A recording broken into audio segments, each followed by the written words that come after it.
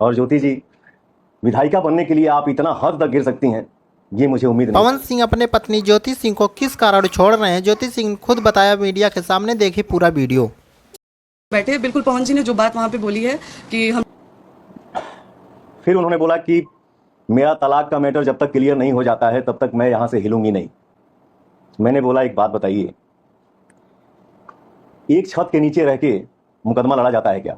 जैसा कि उन्होंने बोला कि मैंने रट लगाया था कि मैं नहीं जाऊंगी। उनके भैया जैसे ही मैं बैठती हूँ, उनके भैया द्वारा कहा जाता है कि आप ज्योति जो आप आई हैं बात करिए और फिर यहाँ से जाइए, आप यहाँ पे रुक नहीं सकती हैं। मैंने बोला कि क्यों नहीं रुक सकती हूँ, क्या मेरे पति का घर है, आप लोग कैसे बोल रहे हैं कि मैं नहीं रुक सकती हूँ? तो नहीं आपको रुकने नहीं दिया जाएगा। हम बोले ठीक है भैया, आप मेरा हाथ पकड़ के बाहर निकाल दीजिए। तो फिर उन्होंने बोला कि देखा बिल्कुल फालतू बात मत करो, बस बात करो अपन आइजा से जा। उस समय पवन जी ने एक शब्द नहीं बोला और फिर उनका यही रट, मैं यहाँ से निकलूंगी नहीं, मैं यहाँ से हिलूंगी नहीं। मुझे ऐसा महसूस हुआ कि यहाँ पे माहौल कुछ ऊपर नीचे होने वाला है। मैं उठा, बोला कि मैं थोड़ा सा मीटिंग में जा रहा हूँ, 1-1.5 घंटा 2 घंटा 2.5 घंटा मुझे लगेगा आने में। और फिर वहाँ से पवन जी निकल जाते हैं ये कह के कि 1 घंटे की मेरी मीटिंग है, 1 घंटे बाद आता हूँ तो आपसे बैठ के बात करता हूँ। जैसे ही वो वहाँ से निकलते हैं, पीछे से 10 मिनट के अंदर ही प्रशासन आ जाती है।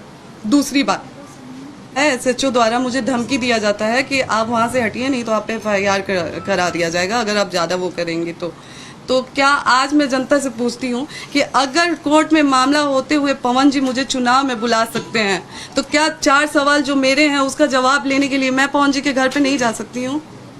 मैं ये कहना चाहता हूँ ज्योति जी कि आप जो अपने पति के लिए अपनापन दिखा रही हैं,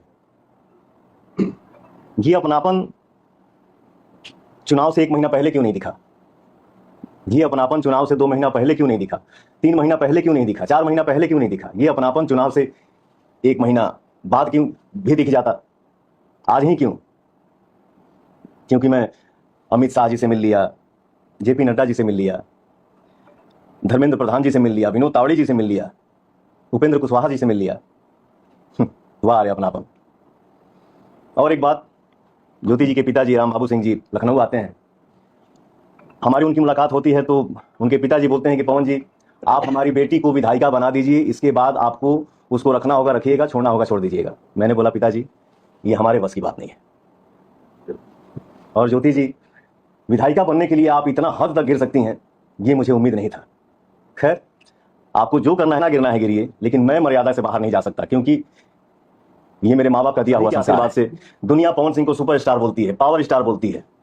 40 साल का हो गया, 10 घंटा मेहनत करता हूँ, 15 घंटा मेहनत करता हूँ, 20 घंटा मेहनत करता हूँ। मेहनत करके जब घर वापस लौटता हूँ, दरवाजा खटखटाता हूँ तो मेरा भी दिल करता है कि या तो दरवाजा मेरी बेटी खोले या नहीं तो मेरा बेटा खोले। लेकिन सर, दरवाजा मेरा स्टाफ खोलता है, नहीं तो मेरी बूढ़ी माँ खोलती है। इसके बाद हम लोग घर में इंटर करते हैं, हम भाई मित्र स्टाफ मिलके खाना बनाते हैं, खाना खा के सो जाते हैं। मैं इतना कहना चाहता हूँ, मैं भी इंसान हूं यार, थक जाता हूं कभी कभी। यही बात है सर कि महिला के हर बात पे आंसू गिर जाता है और वो दुनिया को दिख भी जाता है। मर्द का दर्द नहीं दिखता है और ना ही वो दिखा पाता है।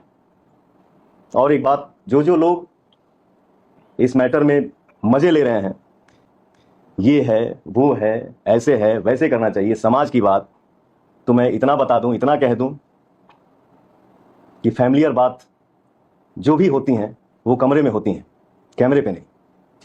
मैं बस इतना ही कहना चाहूंगा। ज्योति जी एक बात बताइए, लोकसभा चुनाव में जब उन्होंने बुलाया था कि आप खुद गए? नहीं, लोकसभा चुनाव में अगर उसका भी साक्ष्य चाहिए तो आप लोग मैं अपने इंस्टाग्राम द्वारा डाल दूंगी, क्योंकि अभी वो मेरे मैंने जी, तो वो पवन जी लगातार मुझे ही नहीं, मेरे पिताजी को भी उनका कॉल आता था और उस टाइम घंटों 2-2 घंटे मेरे पिताजी से बात होती थी कि पापा आपका आजीवन मैं बेटा रहूँगा, आपके लिए आजीवन मैं करूँगा।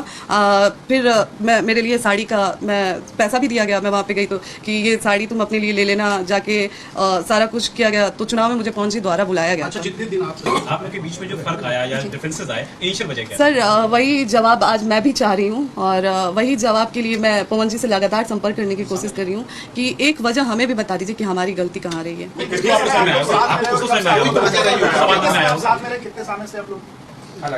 जी, हम लोग लगभग 1.5 से 2 साल साथ में रहे हैं।